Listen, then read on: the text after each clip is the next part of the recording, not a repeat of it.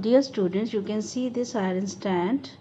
This is having reddish brown coating on its surface. This is key again. It is having reddish brown coating. This is known as rust. Today in this experiment we will study the various factors which affect the rusting of iron. So here we are taking 3 test tubes and we will put iron nail in each test tube. Test tube A, test tube B and test tube C. So now in test tube A we will add tap water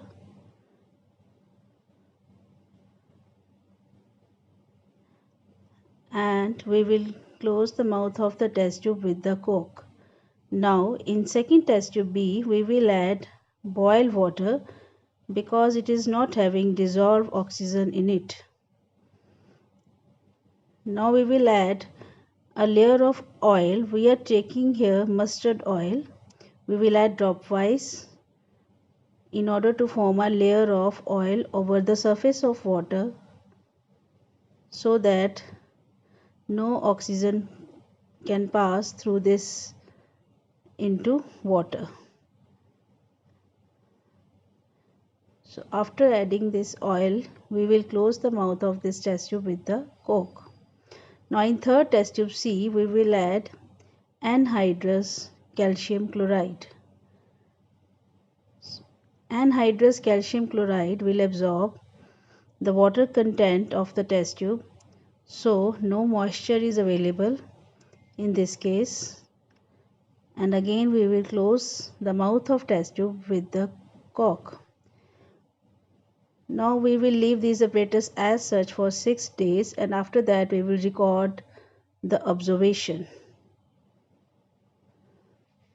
So here next after 6 days you can see here these are test tube A now and test tube B and C. Test tube A is having rust on the iron nail, so we will decant off the water and here you can see the iron has got rust. Now in test tube B you can see there is no rust on the iron because here no oxygen was available, only water was there, so no rusting has occurred. Now in test tube C you can see again there is no rusting because in this case no moisture was available, so again the nail is without rust.